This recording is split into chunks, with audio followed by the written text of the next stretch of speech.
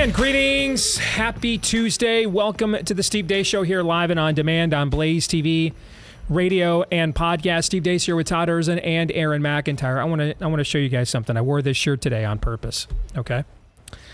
It's a parody shirt. All right. Buy a man, eat fish the day, teach man to a lifetime. Quote Joe Biden. Okay. Absolutely, this is not real. I think everybody recognizes this, but it could be. That's the point of parody, right? All right. Close. That it's not real, but it could be. That's the point of a satire. Okay.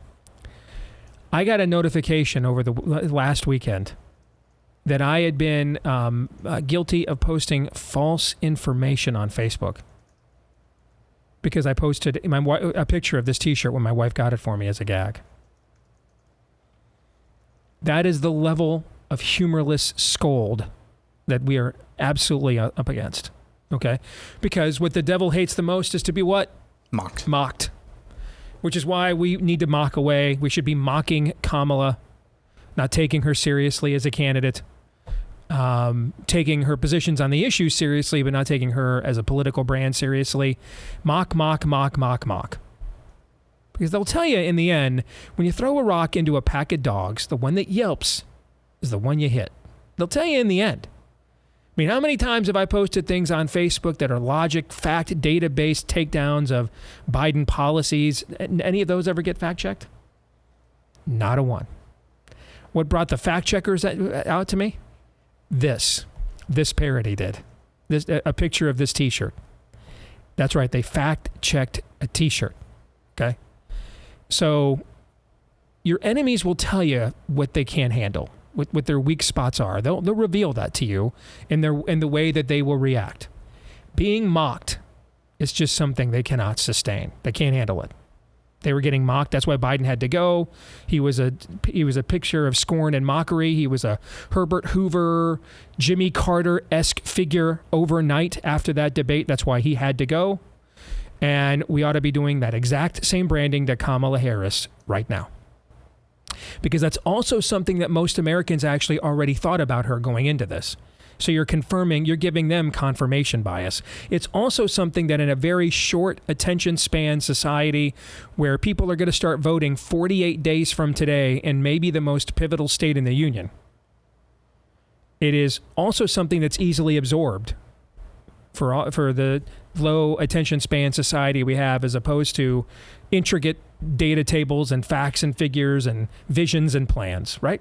Yes. So you can't always do that. You know, sometimes your opponents actually nominate serious people and you're going to have to take them seriously. But in this case, they did not. So we should not. Brought to you by our friends over at First Cup Coffee Company. They have a flavor for every freedom-loving American. They have the same values as you.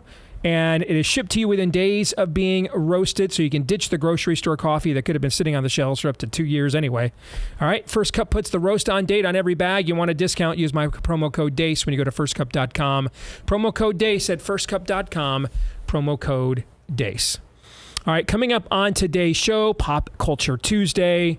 Has the MCU figured it out, or is this a desperate plea to resurrect itself? We'll get into that with Robert Downey Jr. returning as now the linchpin villain of the MCU. Next hour, Megan Basham, good friend of the show from the Daily Wire, is going to join us. She's got a new book out, and it's a bestseller, and it's chronicling in details, and she brought the receipts of how much of American evangelicalism, particularly its leadership, has completely and literally sold out to the spirit of the age. And again, they'll tell you what they can't stand. I mean, the amount of anguish that is coming this woman's way tells you she's over the target. So we're going to talk to Megan coming up a little bit later on. I want to make sure all of you are over the target. Listen, if we all have our generational things, we all have generational baggage and biases and nostalgias, you know, that no generation is immune to this, okay? And so we have the same thing on Gen X. We're way too passive as a generation. We were basically 30 at 17, okay? So we're kind of passive. We're kind of just letting the boomers stay there forever. And by the time it'll be our turn, the millennials will just bypass us. All right, that's kind of our generation's thing, passivity. But it was kind of cool to be passive. That's what kind of cool to, be searching for what to listen to YouTubes I still haven't found what I'm looking for. Not so cool to actually find it, right? It was cool to just sit there, with a Marlboro Red and a cup of coffee and a flannel shirt year round, and listening to Fell On Black Days, okay? But the highest virtue is aloof. Yes, correct. But it wasn't cool to actually, think to yourself, yeah, the world kind of is in this condition, so let's do something about it. That's our generation's thing, okay? And many of the passive men that we are trying to confront on this show daily are of which generation, Todd? Ours. Yeah. They're from our generation, okay? So that every generation comes with that, okay? So if you're of the boomer generation and you are just bound and emotionally determined to prove you've not been racist all these years, then I can't help that. Okay. And God bless you. I'm not sure how I'd react to being smeared like that with a scarlet letter for most of my adult life for nothing other than I really would just not like to see a third generation of complete and total dysfunction happen in America's urban areas. And for that, I'm the bad guy. I'd like to think I could rise above that.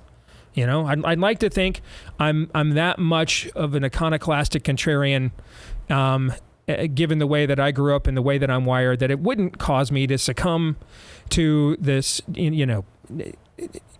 determinative desire to prove that this is not true. But I don't know that, man. So if that's you, though, I can't do anything about that. But I do want you, here's what I can do something about. I'm going to blow your mind in the next segment of the show. And I'm going to show you data that demonstrates and proves there doesn't have to be actually any inroads made to any minority groups at all to win. It's just a complete and total scam. And that the way that you actually make inroads to minority groups is actually not even the way we're trying to do it, which is just, let's let more people out of prison than they do and attack Joe Biden from the left on crime bills. And no, that doesn't work. And that the reality is the GOP has a white voter problem. So just bookmark that. And I'm going to demonstrate this to you. I'm going to prove this to you at the bottom of this hour, that this entire fascination, near obsession to can we flip a point or two of 12% of the electorate is absolutely no path to electoral success whatsoever.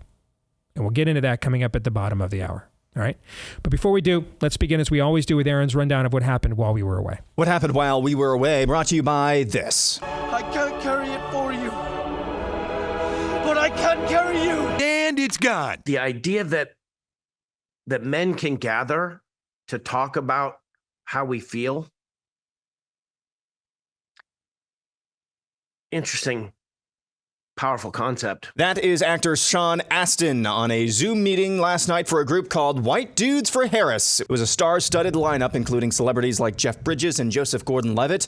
Rear Admiral Pete Buttigieg also joined the call to talk about baby killing, because apparently it's okay for men to have an opinion about abortion now. He said the quiet part out loud. I'm so glad she has made freedom the theme of her campaign, because I think in so many ways that's what's at stake. And yes, women's freedom is Exhibit A, after Donald Trump demolished the right to choose. But of course, men are also more free in a country where we have a president who stands up for things like access to abortion care. Men are more free. I'm sorry, we got to do this. The left is still on J.D. Vance about his correct assessment regarding childless cat ladies running America.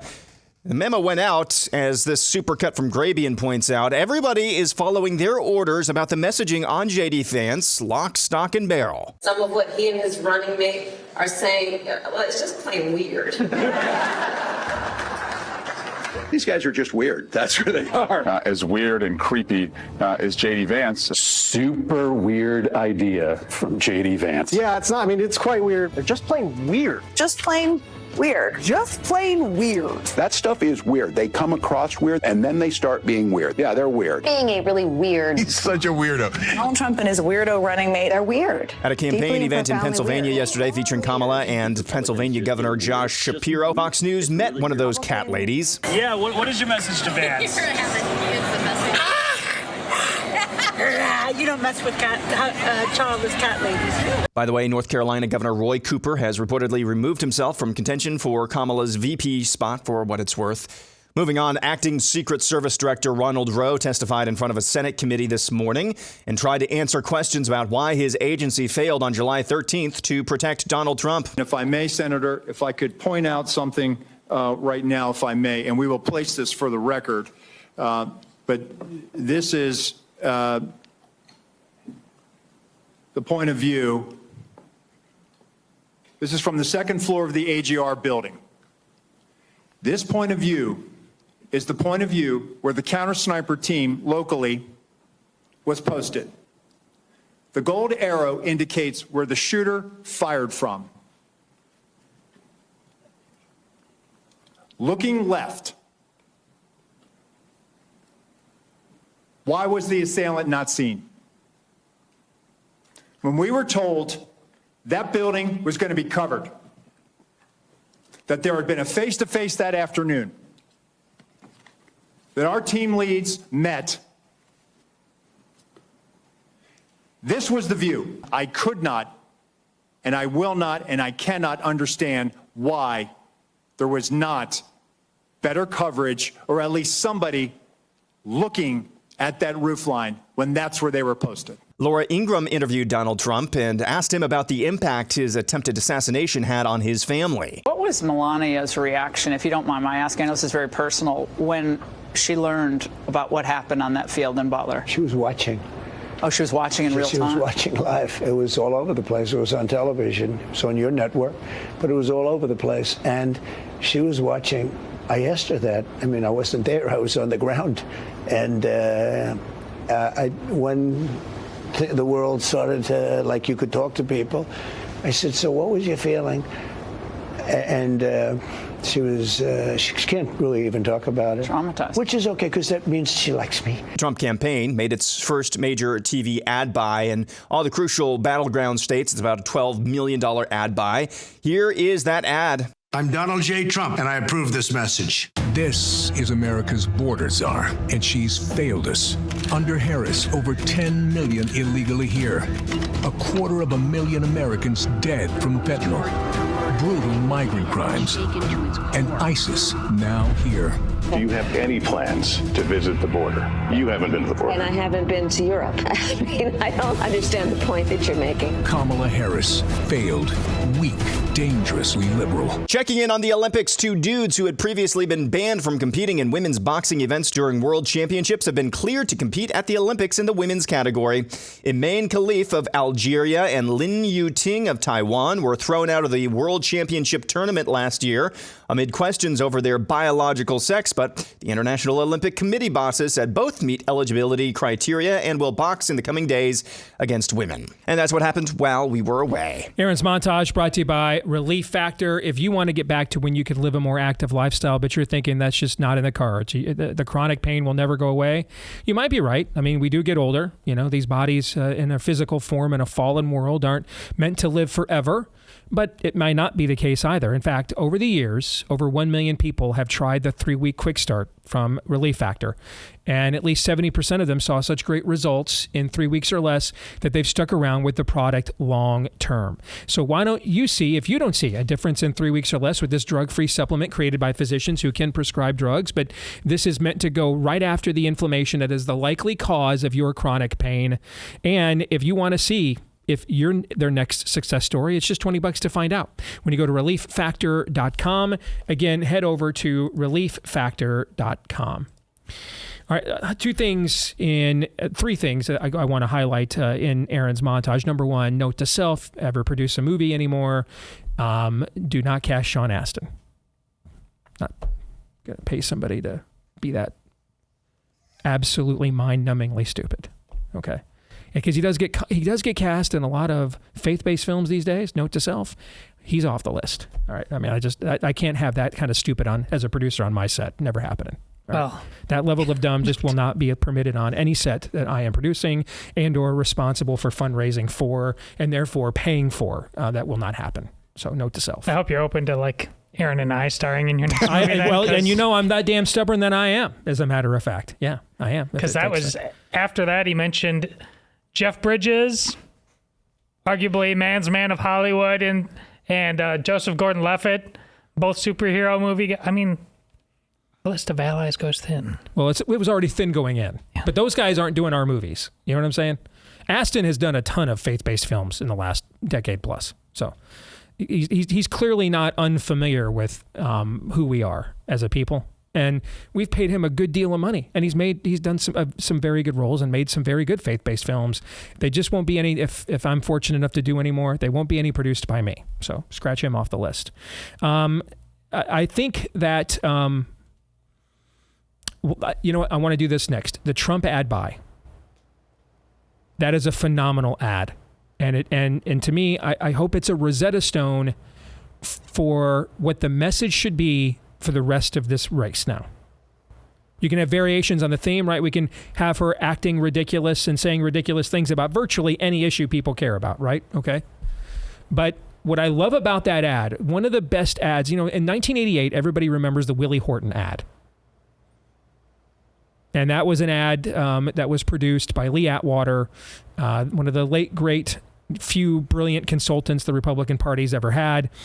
And it was about the furlough program that Michael Dukakis had as governor of Massachusetts back in the day, where they were giving violent offenders weekend furloughs. They could get out of prison for a week with good behavior or a weekend with good behavior. And, you know, essentially, as long as they reported back, they were given some form of freedom on good behavior. Because we're going to rehabilitate murderers and rapists, of course. And, you know, you would think it's funny, when God created a nation called Israel, how many prisons did they build?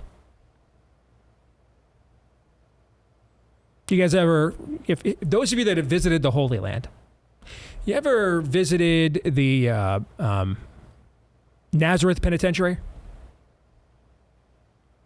Well, here at this landmark, this was the Bethsaida prison. You ever visited that? No? Yeah. So when God created a nation called Israel, how many prisons did he build, guys? Do you know what the number was? What do you think it was? 0? It was 0, guys. It was 0. Yeah, they didn't have any prisons. He did. In God's country. He did create millstones. Yeah, that's why they didn't have prisons. Okay. Anyway, moving on.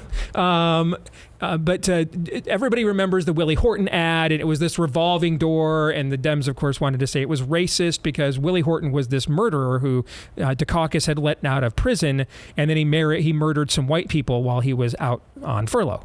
And the H.W. Bush campaign in 1988, I know you get Aaron's looking at me like, what is this? This happened?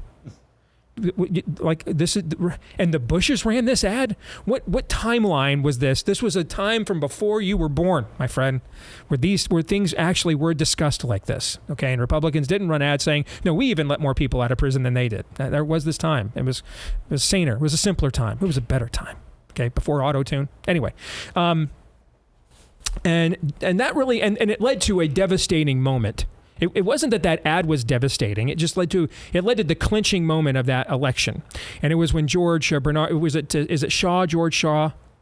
who was the longtime black lead anchor for CNN? Or Bernard Shaw. Shaw, yeah, okay.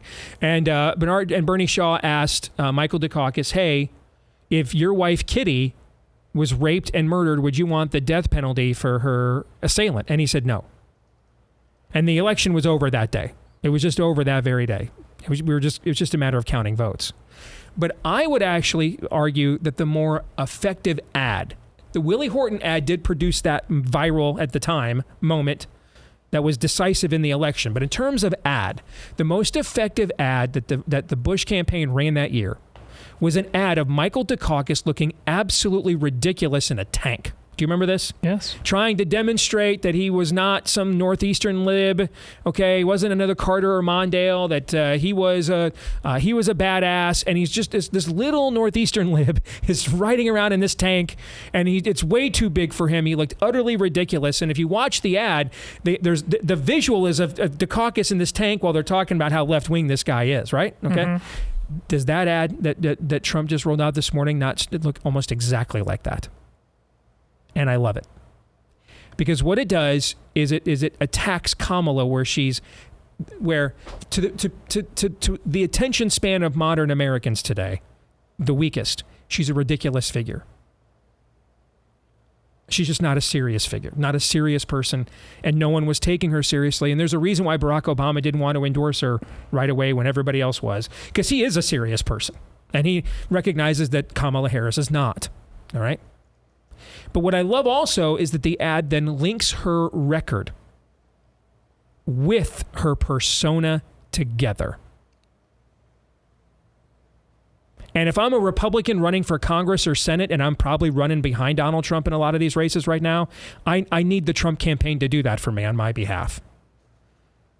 Because I need some coattails right now.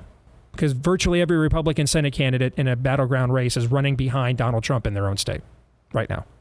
So I need his coattails, and I need a message that doesn't just indicate that Kamala in and of herself is a ridiculous figure, but her where she is on the issues are also utterly ridiculous, and they go together as cringy. And that ad is phenomenal. It does both of those things, Aaron. Yes, that last part I think is really important. This was in the vein of that Dave McCormick, Pennsylvania Republican Senate candidate ad in that we featured last week in one of the montages. Here's what it does. It still talks about the issues.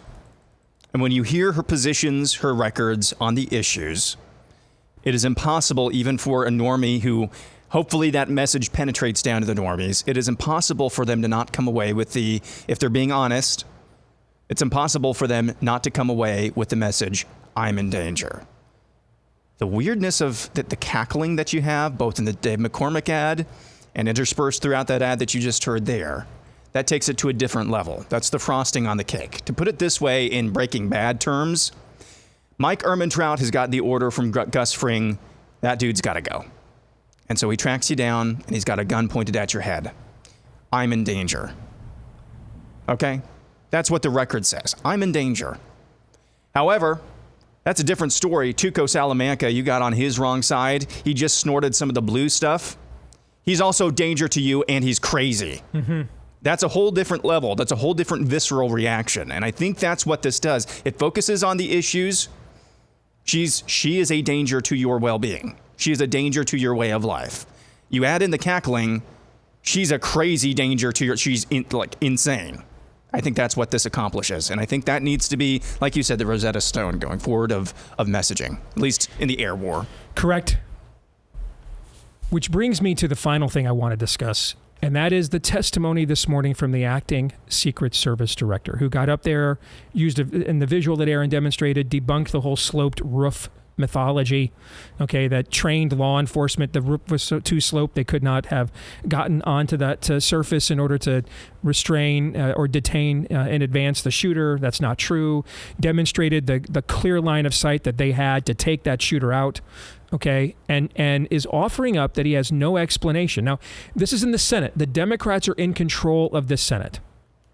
Gary Peters is a Democratic senator from Michigan. He is their chairman of this committee. He is being talked about right now as a dark horse Veep candidate for Kamala Harris. Okay? So I think we have to spend a minute or two here asking ourselves, why are they willingly volunteering this information?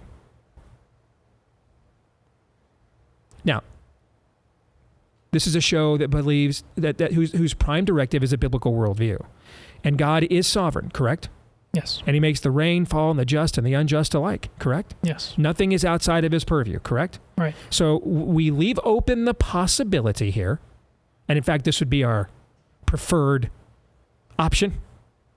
So we leave open the possibility that even the spirit of the age is under the sovereignty of God, and when he chooses to put his thumb on the scale and move the pieces on the board, like Luther once said, he could speak out of the back ass of Balaam's donkey. He can speak out of somebody like me, right? Okay. So he can utilize even the spirit of the age's own acolytes and political officials to get his message out if he wants, because that's what you get to do when you're the only one true living God, right? Yep. So let's leave open that possibility that this is just an exercise of God's sovereignty, that the heavens declare his glory. The truth will eventually emerge. It's his universe. It's an iron law of his universe that it bends to truth eventually, and that not even the spirit of the age's own forces can hold the truth back. That's possible here. Okay, so with that stipulated as a possibility, let's look at the other option, and let's say that this is the play of the enemy. To what end? Why are we volunteering this information? What would be the reason for it, do you think? Well, because it's pretty damning information, guys. Yeah, one reason they do this is because it's just there's a long way to go from testimony such as this. They're always measuring how much we're paying attention, which is the first thing I think of when Aaron puts that video in the montage and we analyze it. I agree with every bit of your analysis. But then, Aaron starts talking about the normies and if they have a shred of honesty. Well, do they? That's the thing. I think we're always being probed for, are we going to accept the next COVID or not? So I think we're getting a taste.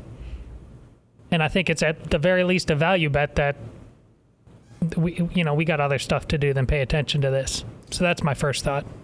Yeah, I was, when I was telling you, you asked any breaking news, and I was telling you the acting Secret Service director was testifying in front of Congress. I said he sounded very upset. I wasn't sure if that was an act. Now, it is, to me, just an act. As we're talking here, more clips are coming in from this testimony in front of that Senate committee. And he's talking about some social media account that they found from allegedly from Thomas Matthew Crooks. He had anti-Semitic, anti-immigration views. Oh, come on. What? They're not detailing. Maybe that's true. Maybe. Who knows? But they're not going into specifics about that. Having watched that video over again and seeing again some of the clips that are coming in, this is just to cover your butt. This is just to cover your butt testimony, from what I can see. He's now blaming the local. That's what he was doing in that clip. Now that I watch it over again, he's blaming the local law enforcement. He said they did have a face-to-face meeting, which flies in the face of the clip that we heard from the local SWAT team yesterday, saying that they didn't have a local. So this is just, we're back into the realm of chaos here, which is what is the fluent language of hell? It is chaos. So, see, remember after Trump won, and Nick Kristof said, we need to hit the pause button and NPR invited me on for self-reflection. Yeah. That lasted longer than the de-escalation. Or PBS, I'm sorry. Yeah, that moment lasted longer than the de-escalation. Maybe we should tone down the rhetoric in this case. We're just back to bleeps and giggles now. It's the circus. He was slurring the whole way through, so most people probably couldn't understand it. But basically, Biden went right back to his danger to democracy riff yesterday, almost as if to say, hey, guys, last time we did this, you missed. Don't miss this time, basically, is what he was doing. Yeah. So let's reset this thing, and this time don't miss, right? Right. So, but I need some time to consider what would be the reasons. If this isn't just the providence of God, just even using the forces of darkness to get the truth out one way or the other, then what would be the reasons that they would allow their acolytes to come forward with this information? Is it that the real truth of what happened is so bad that they need to counter a believable counter truth right now? Well, I was just thinking we and I think maybe even you have already pointed out, don't hold your breath on the whole Mike Johnson, we're going to investigate this kind of thing. But, let's say there's somebody who plans on being serious about that, and the Democrats aren't quite sure what they know or what they have. To your point here, I think you're exactly right. You get out fronted on the left, you kind of somehow, you make this old news, even though that should be impossible until you get to the bottom of all this. But yeah, you already didn't we already talk about this? Because listen, Americans aren't citizens. They're going to get bored. They want to move on from everything bad and get comfortable again. Okay. Something I think we need to keep an eye on, because that is a very damning revelation in my view. And so to what end? When we come back, much of the election narrative you've been sold is simply mythology and not true, and I'll prove it to you next.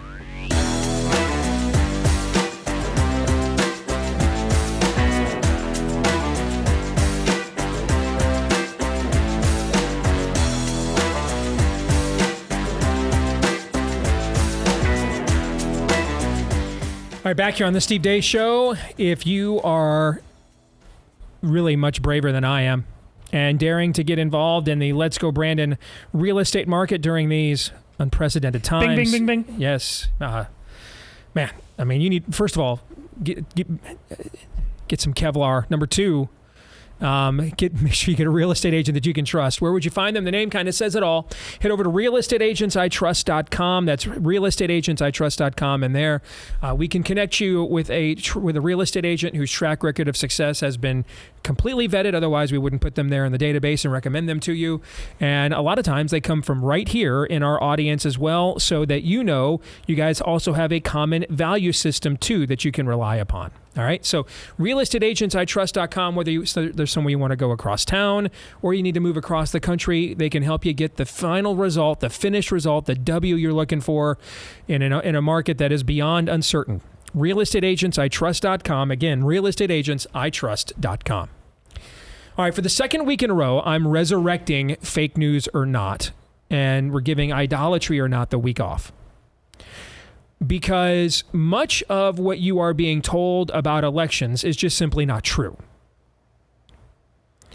And a lot of times, frankly, you can't trust the Fox News narrative for different reasons any more than you can trust the corporate media narrative, because both of them are trying to control you, frankly, albeit for different reasons. Okay, I mean, the corporate media is trying to end you, and Fox is trying to fit you into to their bulwark with their metric, their paradigm, their talking points.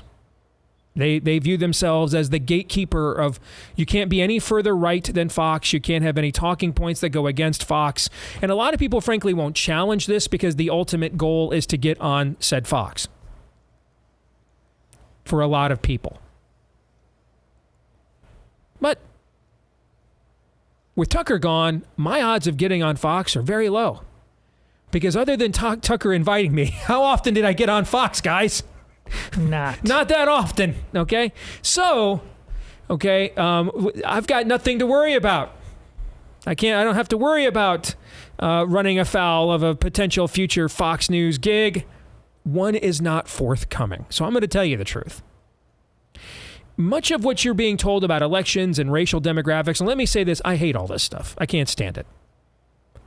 The first political activism I ever did with my show was to get the first black American on the Des Moines School Board ever. In the nascent, I literally had a show for like a few hours, and that was the first thing I tried to do.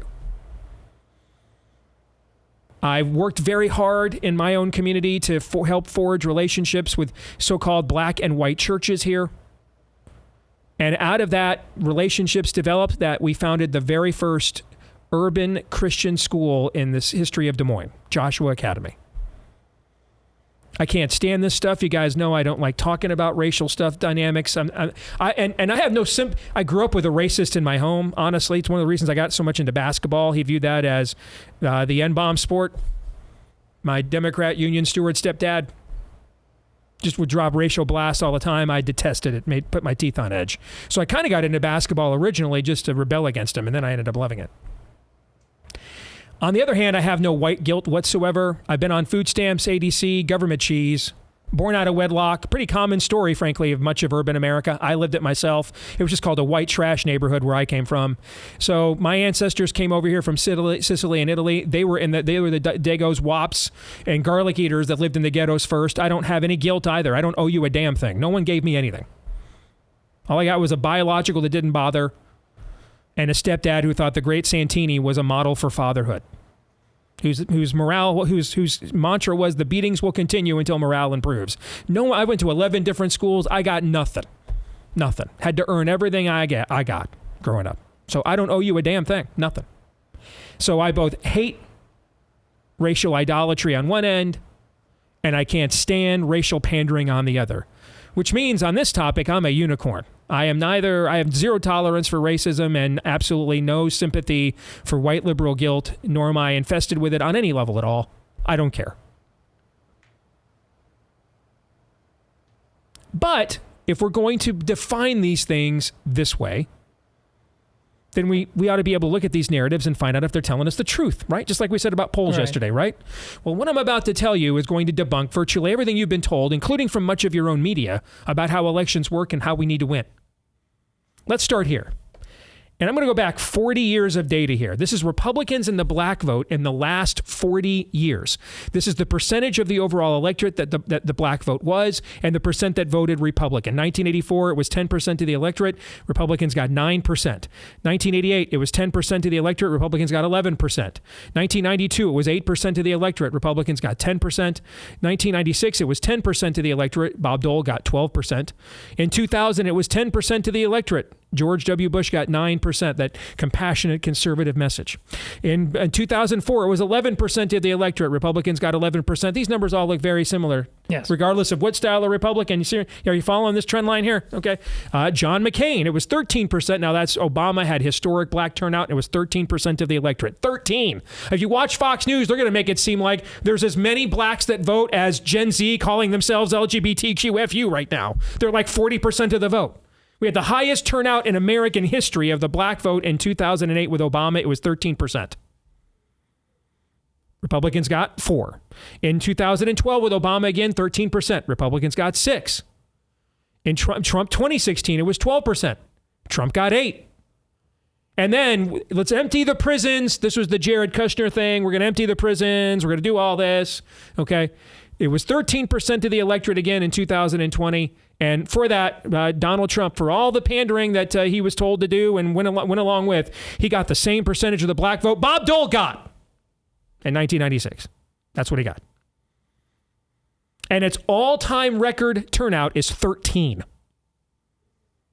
And yet, now ask yourself if the level of obsession with this sector of the vote lines up with the all-time record is 13% of the electorate. If you looked at the balance, the content to turnout ratio that we produce, obsessing about this, do these numbers add up? No. No, not at all. But they're the truth. Republicans do have a problem. But you're going to see it's actually white voters is their problem. Now, this is white women, the white women vote over the last 20 years. I could not get reliable exit polling data that I would trust to put my name on earlier than 2000. So that's why we're only going back this far for this. Same thing, percentage of the electorate that they were, and then the percent that voted Republican. All right? They were 38% of the electorate in 2000. That would be 3 times more than the black vote. Republicans got 49%. They were 41% of the electorate in 2004. George W. Bush got 55%, kind of the security moms of that election cycle post 9/11. All right, and by the way, that was the last time that a Republican won the popular vote. McCain 08, they were 39% of the election. He actually won white women over Barack Obama by 6 points. Romney 2012, that dipped to 36%. There were at least 4 million white voters that didn't vote in 2012 that voted for McCain in 2008. Many of them actually white women. 36% turnout of white women in the 2012 election. Romney got 57%. If he had gotten McCain, what does that mean? Let me tell you what that means. If he gets that same percentage but the same turnout that McCain gets, Mitt Romney wins that election. That's what it means. Even with Barack Obama, again, getting record black vote. That's what it means. He just had to perform as well as John McCain did in turning out white women. He would have won. Trump 2016, it only goes up to 37%. And even against a white woman president, he still won white women 52-48. Trump 2020, 32% of the electorate, white women. And I know there's the whole Karen thing and everything else. And we were all ruled by cat lady Karens during COVID, right? They were only 32% of the electorate and he got 55%. If Donald Trump had turned out white women at the rate John McCain did, he'd have won the election and probably the popular vote. By the way, which of those years did Democrats win white women? None. None of those years, actually. How about the married vote? Now, it's hard to come up with reliable exit polling data on white married women pre-2008, okay? So you see what I did? You can kind of deductively guess what the numbers are based on what white women are saying and then the married vote. okay, because white women would be the female demographic that's the most married, okay? So here's our Republicans in the married vote this century. Again, percentage of electorate, percentage that voted Republican. 60% of the electorate in 2000, George W. Bush got 53%.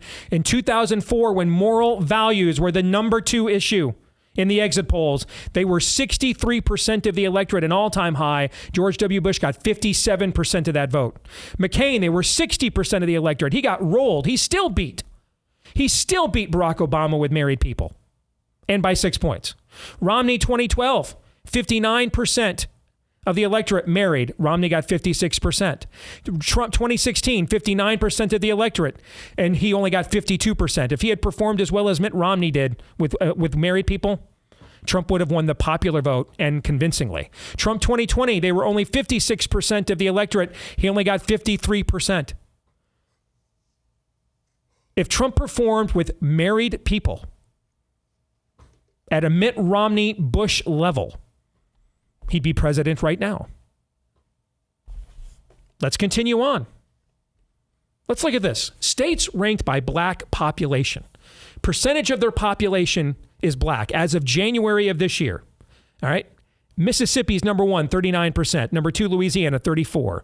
Georgia is number 3, your first battleground state at 31 and change. Maryland, Alabama, South Carolina, Delaware. These are all states that are not contestable in the Electoral College.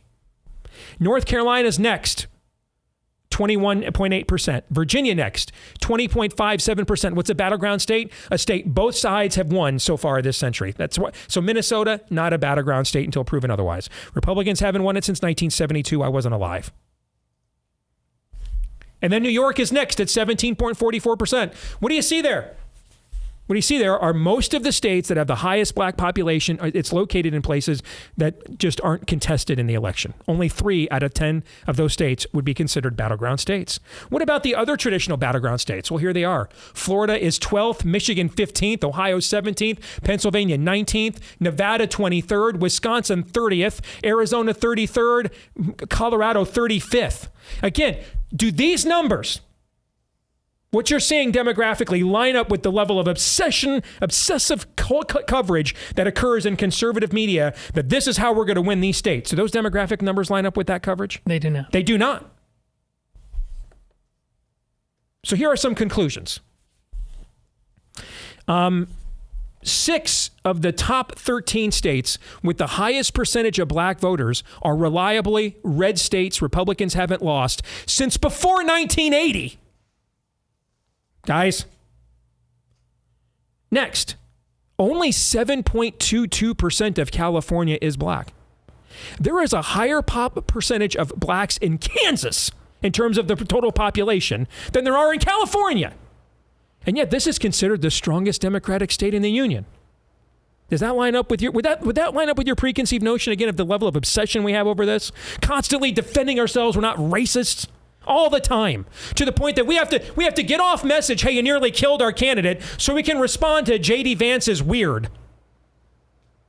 No, it doesn't. Next. No, well, Steve, maybe we need to pander to the Hispanics instead. Well, only 12 states in the entire union have Hispanic populations above 15%. 12 in the whole country. Among those, only 4, Arizona, Nevada, Florida, and Colorado, would be considered battleground states. The other 11 are states that have not changed parties in a presidential election so far this century. No Rust Belt state has a Hispanic population higher than 7.6%, and that's Pennsylvania. We have to have open borders. We got to amnesty everybody to win. Did that narrative line up with those demographics either? No. It does not.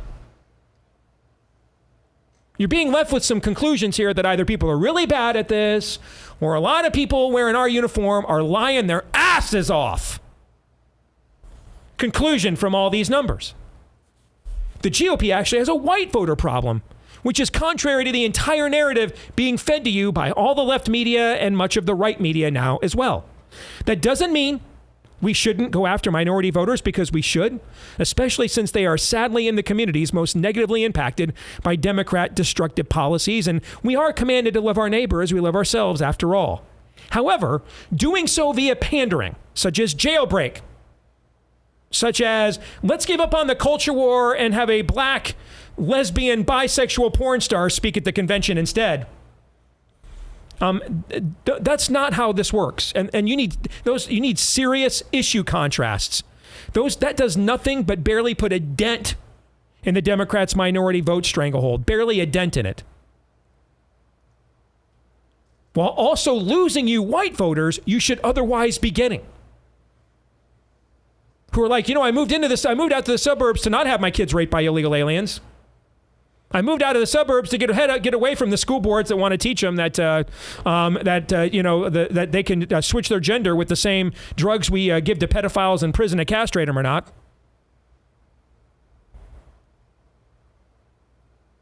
Now, if I had to guess, many people in this industry don't know this data.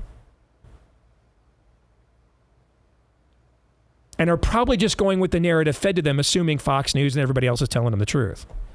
But the narrative is wrong and explains a lot of how we lose, actually. The Democrats don't spend so much time stigmatizing white voters because they don't matter. But because they do, actually. And they actually matter most if we're just doing simple math in terms of demographic turnout. All kinds of states have barely any Hispanic and black voters. Every single one of them has white women and married people. And you're also being told that, white women are gone. So we got to replace, they're all Karens. Which of these years did Democrats win white women voters that I just showed you? Which of the years? No. I mean, if Donald Trump can't lose white women voters, then we're probably pretty far away from losing white women voters. Fair? Okay. Sure. Yeah, probably pretty far off. Now, do we have a serious Karen infestation in the suburbs where all three of us live? Yes. Yes, but the idea that they're every one of our neighbors is simply not true. They're the annoying chick in the cul-de-sac with the Subaru and the coexist bumper sticker. I want to win. Not get booked to do Brothers Be Flippin' garbage on Fox News. I'm in this because I don't want our kids and your kids castrated at school next week. Not so I can finally prove to you all these years I've not been a racist. I don't give a crap about any of that. But this obsession with these minority demographics have led us to some incredibly destructive policies like amnesties and jailbreaks and garnered nothing in return electorally. Why? Because they're in defiance of the actual math, as I just proved to you. More in a moment.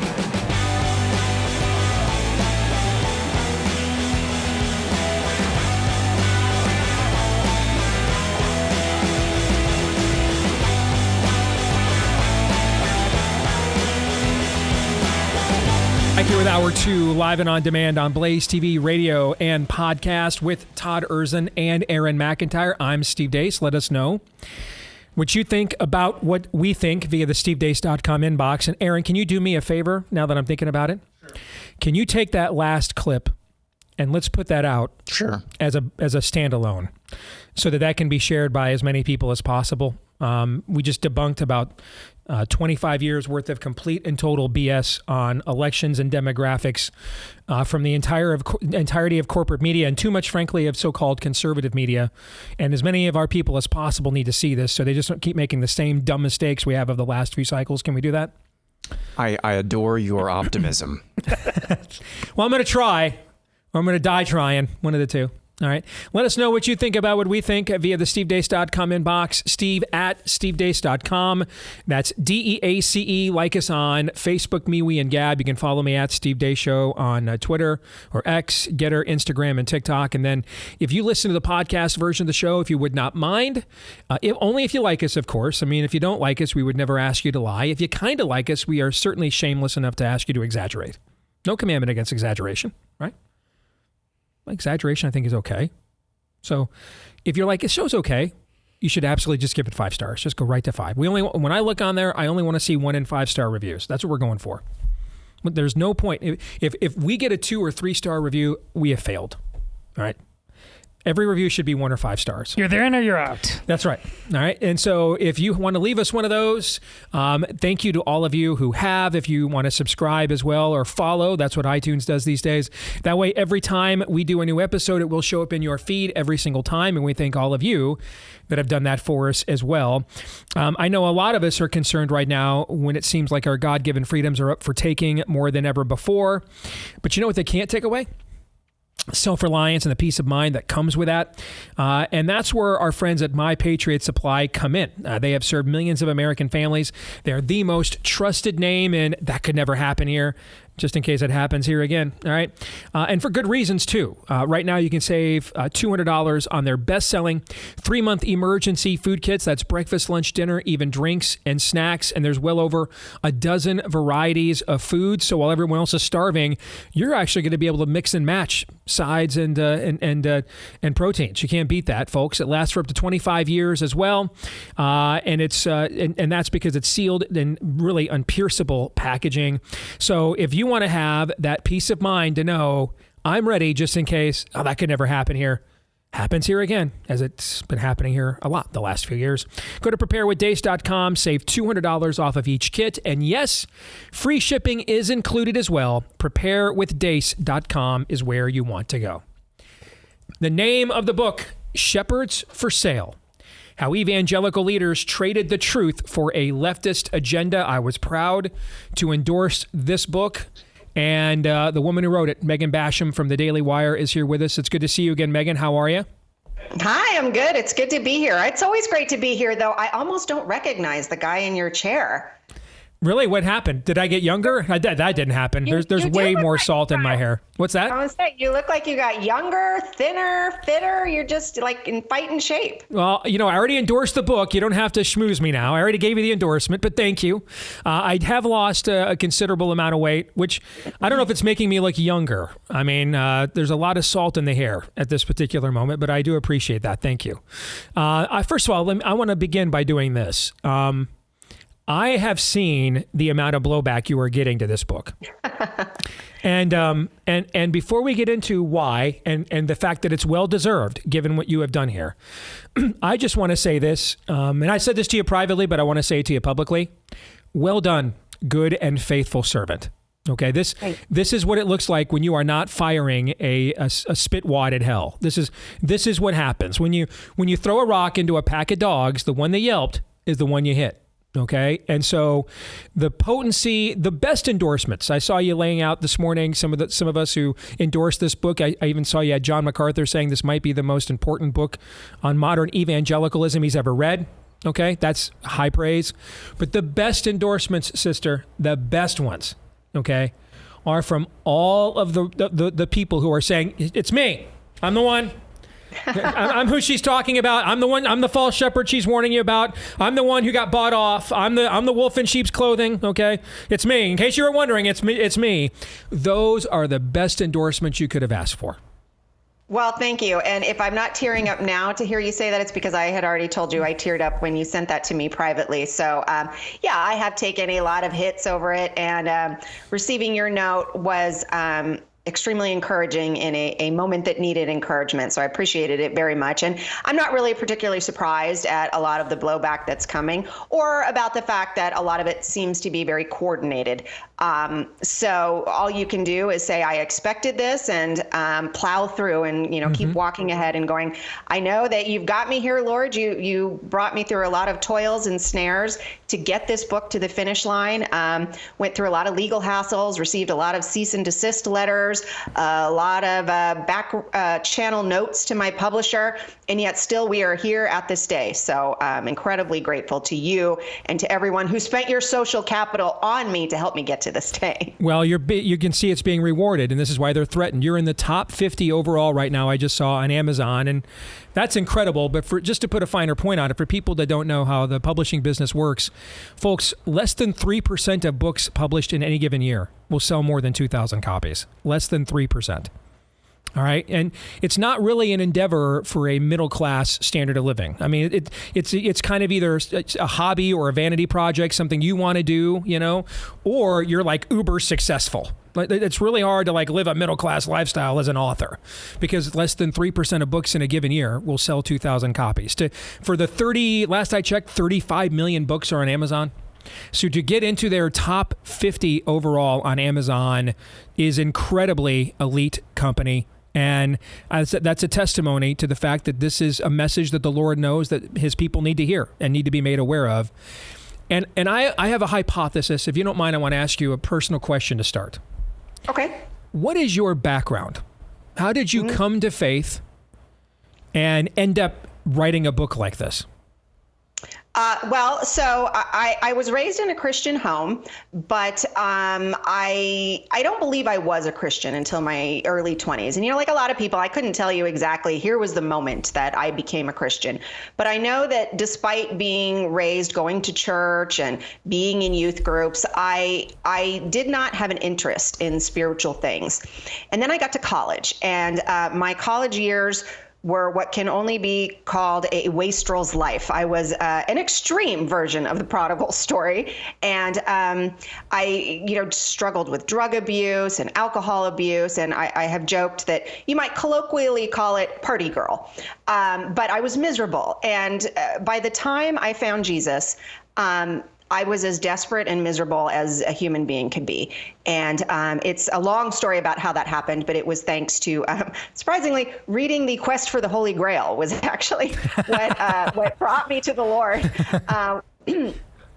Essentially, there's a much older version than Thomas Mallory's that includes a lot of hermits confronting Lancelot about his lust and his wastrel living. And as an English major, was reading that, it just convicted me that here I am, hundreds and hundreds of years later, living the same lifestyle. That convicted me.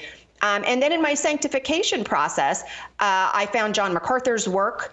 And, for a brief period there, while I was trying to sort of come out of the sinful lifestyle that I was in, I encountered Christian therapy speak that was encouraging me to focus on my traumas and the wrongs that had been done to me in my past. And of course, there's some truth to that. Like you, I was born to an unwed teenage mother, and that can come with its own difficulties that you have to face.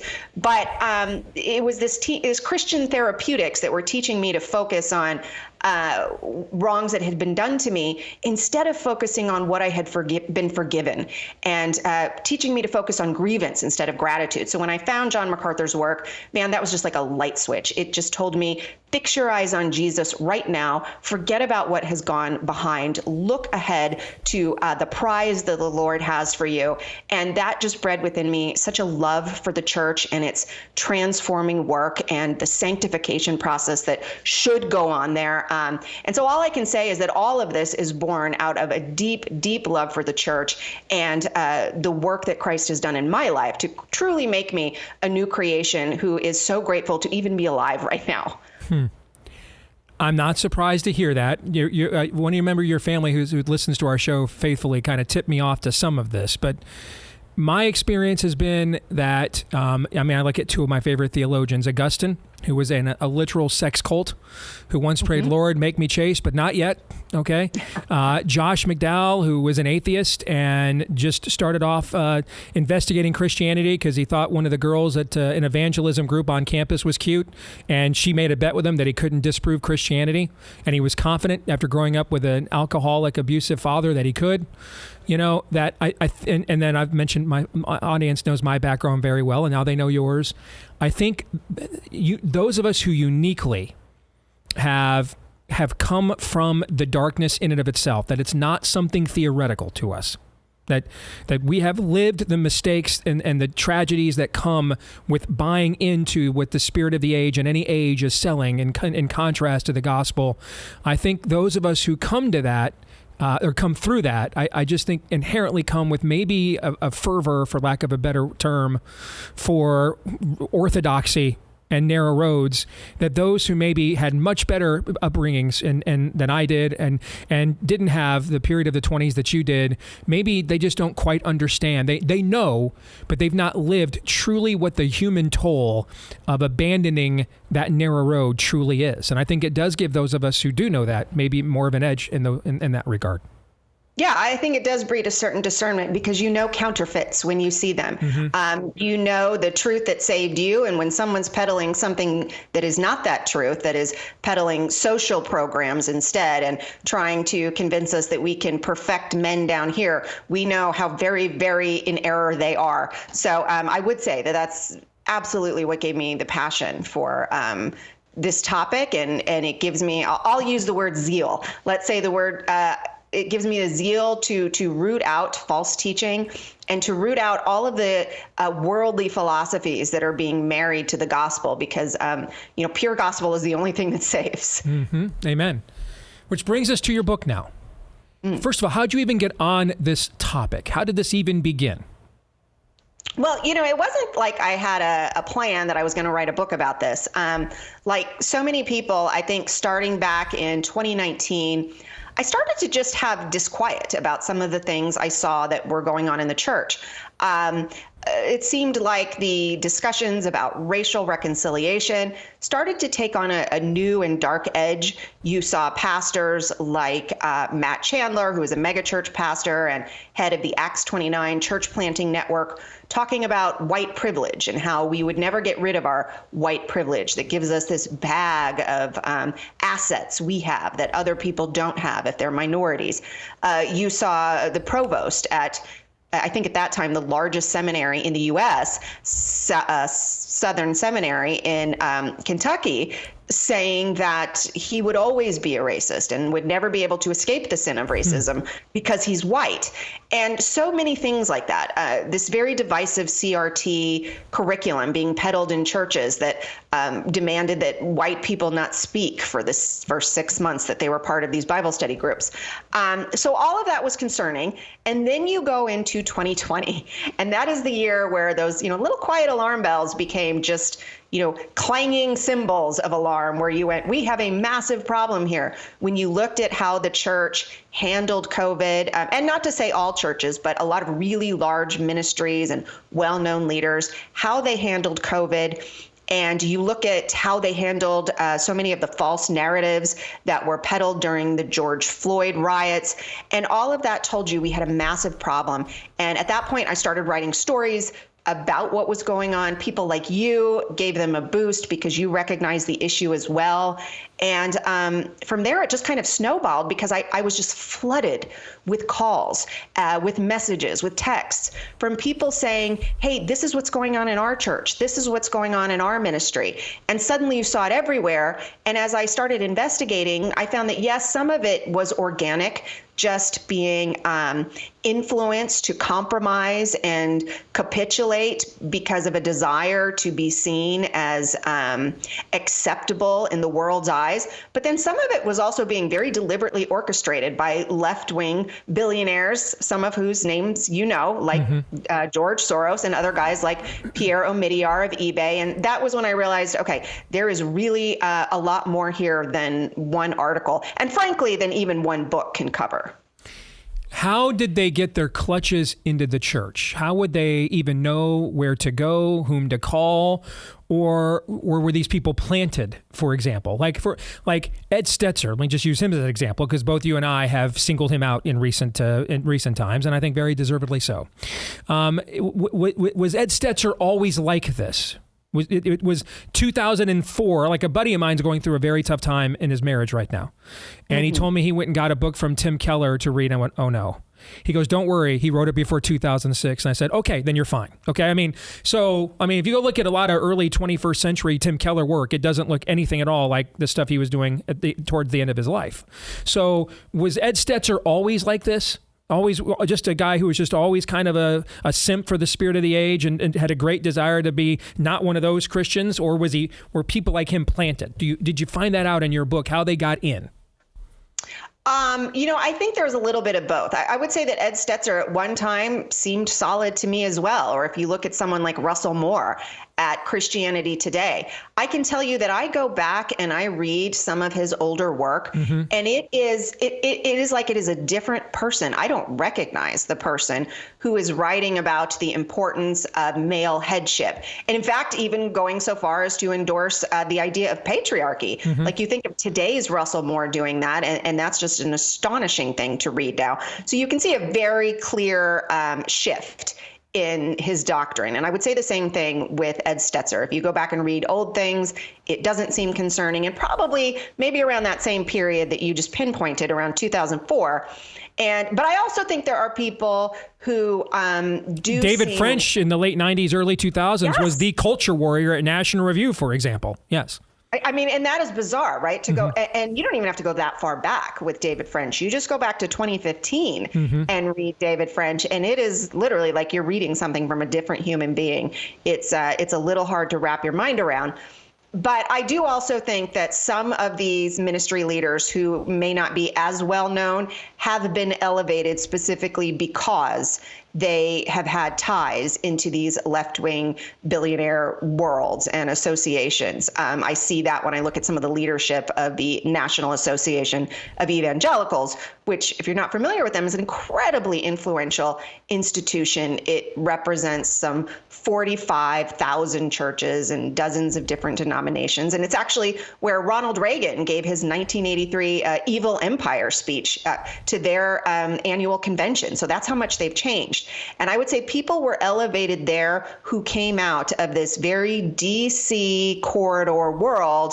And those are people that I don't know their backgrounds as well because they don't have the paper trail that some of the others that you mentioned do. But they certainly seem to come from those think tanks where they were always aligned with, you might say, the power centers and the preoccupations of the power centers.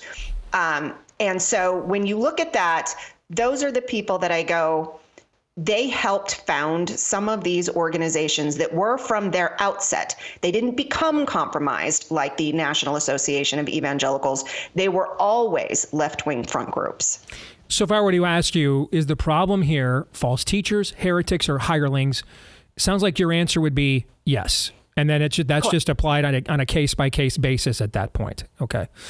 So give our audience a couple of examples. You've already cited a couple, but give them a couple more examples from the book that would be things. I mean, as you can guess, we have a high concentration of Christians in this audience. Okay, so a couple of ideas or concepts or even people that would kind of, for them, itemize exactly what you're describing. Well, if you look at something like an organization called the Evangelical Immigration Table. Oh, yes. Yeah. Yes. It is a front group. It was established as a front group from the outset around 2013. So a secular left foundation, the National Immigration Forum, founded the Evangelical Immigration Table in partnership with people like Sojourners, which, if you're not familiar with them, they are a very progressive left. They claim to be Christian. I don't think there's anything Christian about their stances, but they, and with the National Immigration Forum and the NAE and some other groups, founded this Evangelical Immigration Table specifically at that time. This was about 10 years ago, to get John McCain and Chuck Schumer's Gang of Eight bill across the finish line. So it was explicitly political from beginning to end. It drafted pastors to lobby legislators to try to convince them that all of the evangelicals in their churches really wanted them to pass this amnesty bill where illegal aliens would be given legal status if they just paid a fine of up to $1,000. So you can imagine how that would incentivize further illegal immigration. And then you flash forward 10 years and, all kinds of very large evangelical organizations are now involved with them, including the Council for Christian Colleges and Universities, which represents 185 Christian schools, including really well-known schools like Azusa and Biola, the Ethics and Religious Liberty Commission of the Southern Baptist Convention, And the SBC, as probably many in your audience know, is the largest Protestant denomination in the U.S., represents some 5% of all the U.S. population, so incredibly influential. So they've been using their influence in Southern Baptist names to join up with the evangelical immigration table and push these lax border policies. To give you just one example of what they've done, they petitioned Biden to end the Remain in Mexico policy, which was a great Trump policy. It was very effective. And those are the kind of actions that they're taking in the name of people in the pews who don't agree with it. And these groups are funded by secular left funders. For example, the largest funder of the umbrella group over the evangelical immigration table, the National Immigration Forum, its largest funder in its initial years was George Soros. An event transpired last week, just as your book was getting set to come out, that kind of confirmed everything your book talks about. And first of all, the Southern Baptist Convention being uniquely targeted here, and some of it's of its own, in my opinion, demise. In the Trump era, it's kind of turned Trump into its new plumb line. If you are pro-Trump or anti-Trump, that kind of defines your orthodoxy now, not sola scriptura. But that's probably another book that you'll have to write after this one. But there was a moment where they were going to dump a guy for being a clear simp for the spirit of the age. And then they got so much blowback from the New York Times and the Washington Post and MSNBC that they pulled back and reinstated him. Can you tell us about what this was that just happened last week? Yeah. So as I just said, what we've had is the ERLC doing things in Southern Baptist name that a broad consensus of Southern Baptists don't agree with. And one of those has been things like promoting gun control. So right after the Nashville shooting, the head of this entity, Brent Leatherwood, immediately started pushing for red flag laws. And at the same time, and I have some empathy for him, but his kids went to the school where the shooting took place. He also began lobbying to suppress the Transgender Shooters Manifesto. Now, we have to remember, it's one thing for him to do that as a personal interest, but he was taking up these gun control issues and using ERLC resources to hold press conferences about why this Shooters Manifesto should be suppressed. Well, I believe the public, as a journalist, I believe the public has a right to that information. And so he just become incredibly unpopular, just like Russell Moore before him. He was handpicked by Russell Moore to lead this organization. He's very, very similar to him. And for that reason, it's become incredibly unpopular, so much so that at the annual convention in June, about 40% of the delegates to that meeting voted to abolish the ERLC altogether. And so the last straw then came just a week before last when Joe Biden announced that he was pulling out of the presidential race. Brent Leatherwood put out an official statement on behalf of the ERLC, representing Southern Baptists, praising Biden for his virtue and his selflessness in choosing to leave the the campaign trail, which is ridiculous because, one, nobody believes that this was an act of selflessness. Everyone knows he was pushed out, so it was dishonest. And then second of all, Biden was not choosing to leave the Oval Office. So there were actually a lot of ways in which this was a dangerous admission from Biden, that he does not have the mental faculties to continue to run a campaign, which means our enemies very much know that calls into question whether he has the mental faculties to lead a country. And also, this was an explicitly political choice by the Democrats. They were losing. The polls showed that they were losing. So what Brent Leatherwood was praising was Democratic election strategy. So that was just really a last straw. The board chair apparently met with him and told him he was fired. It sounds like that Brent Leatherwood did not receive. Initially, he was, maybe told to go on leave, didn't receive that well. The board chair then fired him. And then, as you said, there was huge blowback led by Russell Moore from the secular media, from the New York Times, from CNN, from Politico. They were all boosting Russell Moore's angry, outraged tweets about Brent Leatherwood being fired. And by the next morning, Brent Leatherwood was reinstated. So that was a very long answer. But now you've got all the straight dope on what happened with the Southern Baptist Convention there. But the upshot is, it is because Brent Leatherwood uses that institution to pursue policies that a broad consensus of Southern Baptists don't support. So, folks, if you want to find out how did we get to a period of time that the once vaunted Southern Baptist Convention is brought to its knees by the New York Times and CNN, this book has the receipts, all right? And you want to make sure you check it out. Shepherds for Sale, How Evangelical Leaders Traded the Truth for a Leftist Agenda. Outstanding work. And again, receipts have been brought by Megan Basham at the Daily Wire. Megan, again, well done. Good and faithful servant. It's a fantastic work. And I'm very happy to see its success. And may your house increase. Thank you very much. Well, thank you. And I do want to say really quick that it wouldn't have happened if you hadn't been an early supporter of my reporting. So thank you. You're very, very welcome. And it was very well earned. All right. God bless. Take care. You too. All right. Todd and Aaron, get your thoughts here in a moment after we talk about our friends over at Hillsdale, because they're also part of the remnant pushing back against the spirit of the age. And they are celebrating Independence Month here in July. You can see their fantastic, inspiring portrayal of Thomas Jefferson as he reflects on the meaning of the Declaration of Independence in a letter that he wrote later in his life. You can watch that video for free. And if you do, you'll get a free commemorative copy of the Declaration of Independence as well from our friends at Hillsdale. If you go to daceforhillsdale.com, F-O-R, daceforhillsdale.com. But hey, don't delay. This is going to be a limited time offer. We're almost to the end of July, of course. Daceforhillsdale.com is where you want to go to see this and get your copy of the Declaration at daceforhillsdale.com. Aaron, I'll start this with you. Your thoughts on what you just heard from Megan Basham. Pit in my stomach. It's just, you knew this was, you had a suspicion. And you overtly knew that the writing was on the wall, if you will. That this type of infiltration from straight-up Marxists had gotten into various levels of the church. But I feel like we're watching a horror movie where one of the protagonists, one of the allies, gets to the end of the movie, and you realize the haunting was actually one of your friends that was going through this along with you. It's just, it is haunting. It really is.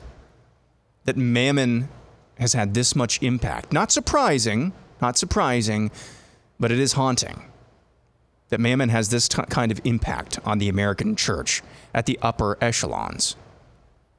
And you know they're scared. I heard a name. I saw somebody tweet the other day. This is a Tim Alberta, a name that I have not seen in years now. He issued a tweet saying, "This woman is unwell. Do not engage with her. Do not talk to her." And I thought he was talking about Laura Loomer. Right. No, it turns out I think he was talking about Megan Basham. You can tell they are scared. And they should be. They have done these dirty deeds in the darkness, and now they're coming out into the light. They should be scared. God, I pray that this actually does do the work of illuminating the darkness. Shining a light on what has been done behind the scenes. Because this cannot stay, this just cannot go on. This cannot go on. You can't have Marxists swaying your denomination, your church, an entire arm of Protestantism. You just can't have that and expect to continue on with any form of actual light or salt. If you can't expunge them from the Southern Baptist Convention, then explain to me where in the culture you can.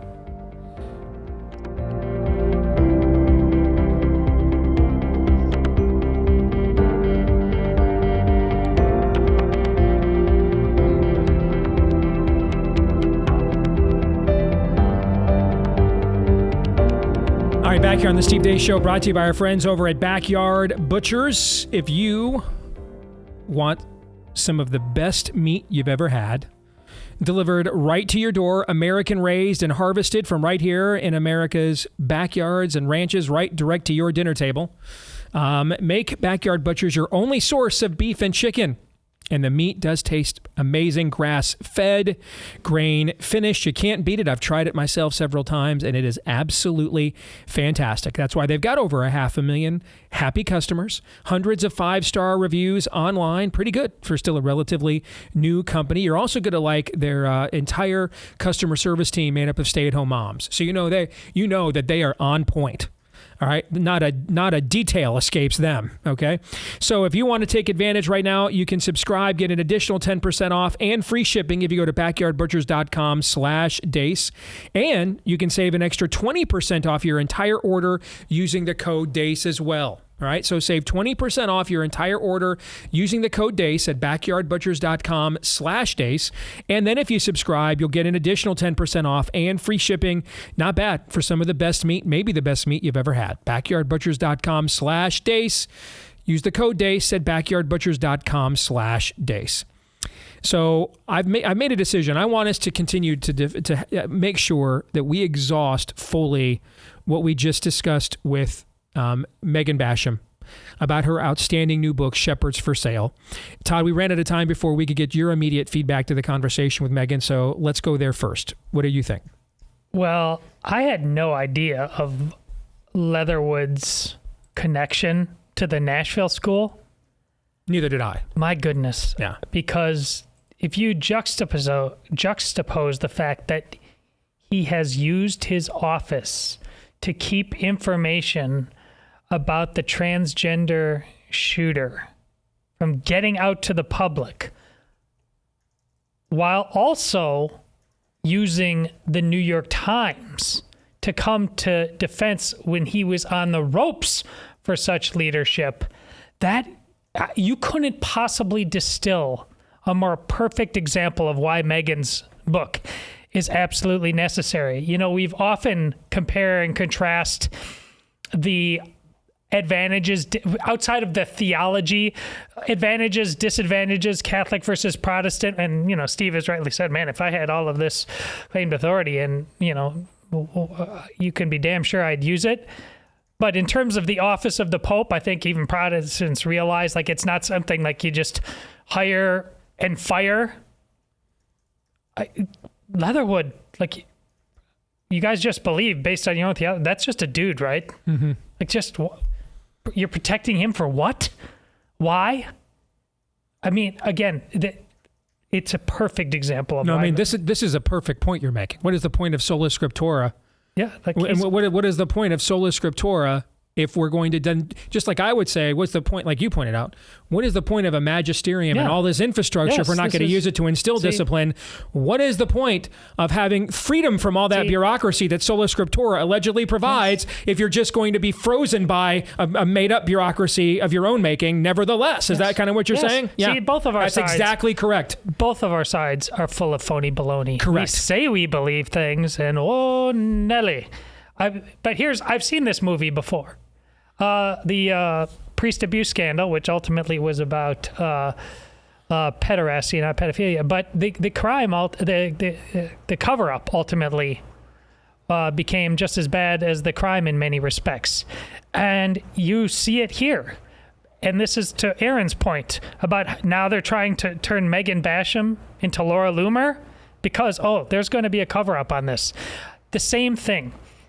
Why do in both cases, on the Catholic side and the Protestant side, why is it so easy to infiltrate us? Being with the worst of the worst. We have to do this work, and we have got to blame the David Frenches of the world and the Russell Moores and all that stuff. But again, this goes beyond this. It's about this is a football fundamentals. What are we doing? Correct. And that goes to the question that I asked before we ran out of time there, because I lost track of the clock. If you cannot expunge these elements from the Southern Baptist Convention, then explain to me where you can. Yeah, this is a bigger... your point yesterday with Governor Ron DeSantis about the life movement. Now, is there a bigger issue that crosses into politics that of a theological nature than life? Of course not. But it is one of many issues. What we're talking about right now is actually the whole the entire church.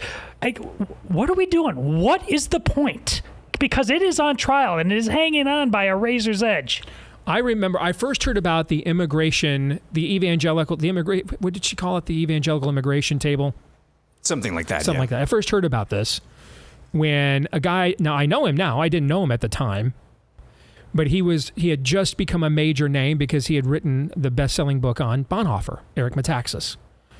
And I had read that Metaxas had pulled his name from the organization after finding out what its true origins were and its true goals were. Okay? And, here's why I'm bringing that up. One of the points Daniel Horowitz and I make over and over again in Rise of the Fourth Reich is that they're not giving us permission to grant them the grace of the talking point that we were all faced with something we weren't really sure of the origins of or the ramifications therein. And so we all just kind of temporarily lost our minds, and no one comes out of this 100%, untainted. Everybody to some degree either bought into it or at least was willing to in order to, live any form of life for that brief period of time. You see what I'm saying? Mm-hmm. Okay. And the reason why we can't grant them that talking point, we can't grant them the grace that goes with that, is because whom among our leaders, Ron DeSantis literally teared up in apologizing for ever putting forth any kind of a shutdown of bars and restaurants. Remember that clip of him talking to the bar owners themselves? Okay. Yeah. But who came forward to say, dude, whoa, my bad. You know what I'm saying?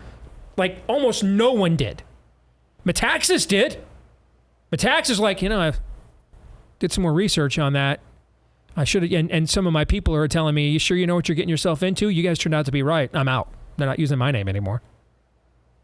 It's not about not getting things wrong, man. We're human beings. None of us are infallible, all right? We're getting things wrong all the time. It's about the humility of acknowledging that we did and then going in the other direction of that which we got wrong, right? Yeah. This is my issue with Ed Stetzer. We played some ridiculous clips of Ed Stetzer with Francis Collins during COVID. Ridiculousness. Easily disproven. Does he come forward at any point in time saying, my bust. Shouldn't have done that.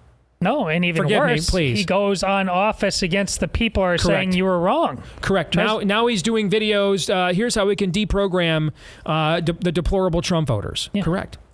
If without repentance, there needs to be a purge. This is biblical. Paul says multiple times in the New Testament. The most oft cited one is in 1 Corinthians, where he says to the church in Corinth, hey, that dude over there in the front row with his arm around his stepmom, the pagans don't even, and he's making out with her in church, the pagans don't even do that crap, okay? Throw him out, all right? So that Satan will have his way with him. What does that mean? You are providing him shelter from conviction of his own sin. Remove him from the sanctuary for two reasons. One, for the benefit of the gathering, because that sin will metastasize, it will grow, it'll be like a cancer, right? And it'll spread. So for the benefit of the gathering, but then also for his benefit. Because if you throw him out there and he's out from underneath our protection, he's much more likely to face the conviction of his sin, similar to like the prodigal son, right? Yes. Paul says this actually multiple times in the New Testament. That is not the only time he says this. He says at one point in one letter, I threw this person out so that Satan would have their way with them. Same thing, same principle. We can't have that. It spreads. And what happens when you let it spread is you have what is the Southern Baptist Convention today. The denomination that when you and I were growing up, and I had no idea what they even believed, okay? But I knew who they were because they made people shake and quiver in fear. Everybody knew who they were. I had no idea what they were about or what they believed. But everybody knew what that meant. That invoked an expectation, and they were going to hold things and the culture accountable to it. But you stop doing that. You stop removing that cancer. And you end up with, now we can't even fire Simps for the Spirit of the Age because we just can't handle it. The New York Times, of all people, who are literally a demonic construct, hates what we believe. How do you get there? This is how. And this is also why we focus so much, again, on a biblical worldview on this show. Because if the institution that is the only timeless institution God ever made, meaning it exists outside of time and space, as an institution, the inhabitants are not transcendent, we're mortals. But institutionally, it is transcendent. Upon this rock, it will be built, and not even the gates of hell will prevail. If the only transcendent institution God ever gave us, that is inhabited by beings who, not everybody there is a believer. There's false converts every era, everywhere you go, right? Yeah. But at least some significant sector of the inhabitants are temples of the Holy Spirit. They're bringing the Spirit of the living God with them, and and the Lord is that Spirit, and where the Spirit of the Lord is, there is liberty. They're bringing that Spirit with them everywhere they go, into that institution every single time they visit, right?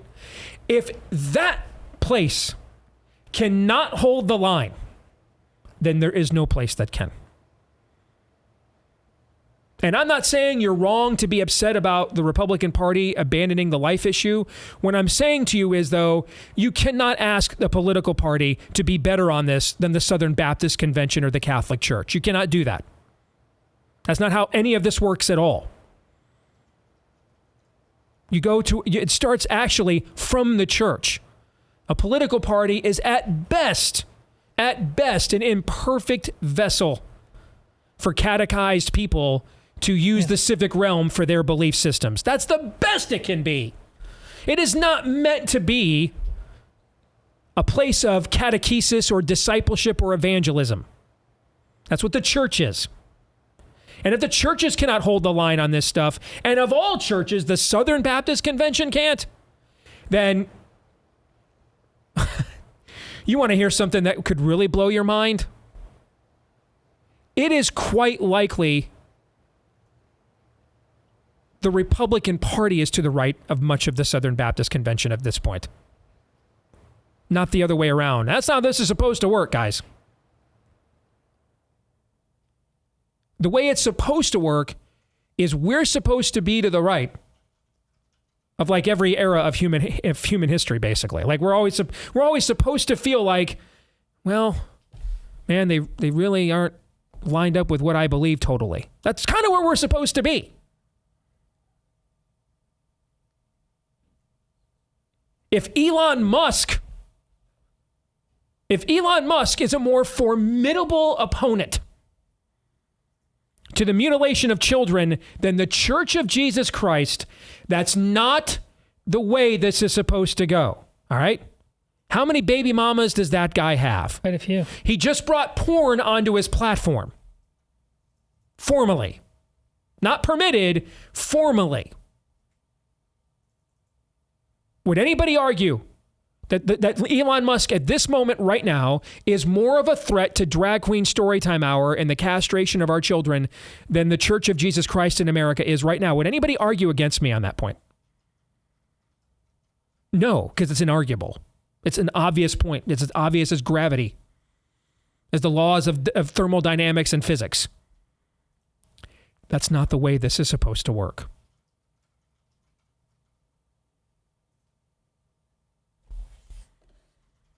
Get some final thoughts in a moment after we talk about our friends over at Eden Pure, who understand that ultimately you want to get rid of that bad stuff. You can't just freshen over it. You can't just, spray some flowery scents. The components that cause that bad stuff are still there. That's why they came up with the Eden Pure Thunderstorm Air Purifier. Purifier. Like what much of the American church needs. Purifying. If you want to find out why this has become such a popular product with our audience as they came on board, so many success stories, you can get the 3-pack for whole home protection right now, all right, and put it on every level of your home if you want to do that, and all 3 units are under $200. Can't beat it. All right, go to EdenPureDeals.com, Eden, the place we got kicked out of. EdenPureDeals.com, use the discount code STEVE3, that's for the 3-pack. The discount code is STEVE3. So, and you can't beat it at EdenPureDeals.com. Cigarette smoke, bad food, bacteria, mildew, musk. Almost nothing is any match for the Eden Pure Thunderstorm Air Purifier, and you're never replacing filters either. It's filterless. All right? So go to EdenPureDeals.com, discount code STEVE3 for the big discount. at EdenPureDeals.com. All right, guys, we're going to do Pop Culture Tuesday in the overtime today, but any final thoughts on the conversation we just had with and about Megan Basham and her outstanding new book? Yeah, you've mentioned Musk today and yesterday, and I was frustrated when the instant reaction to Musk saying the church won't survive was, putting on the Theo nerd hat, and, oh, no, the gates of hell shall not prevail. We understand that, all right? But a world looking in, why would they? That's the question. Instead of correcting him on that, you should be acknowledging and looking internally at this entire edifice of the church. Like, why would anybody say, wow, that thing is just, it's not going anywhere. It looks like it's on fumes. It feels like, in my flesh, it feels like it's on fumes on a daily basis. So, again, even in reaction to that, don't put on your smarty pants hat on. Deal with it as Megan Basham is dealing with it. There's rot everywhere. What are you prepared to do about it? Yeah, I struggle with that as well. Almost to, in the flesh, as you said, Todd, to the point of despair. We're not allowed to do that. And sunlight is always the best disinfectant. This book is just a good start. It's a great book, but it's just a start. Mm-hmm. Ultimately, this will rise and fall. This being discovering, shedding a light on, and hopefully excising the rot. That's going to rise and fall on each one of us to be discerning on our own. On our own. We can be band together, but we have to start with discernment. On our own, in our own churches, and in our own families. What's getting in, what's coming out. Amen. Romans 8:28.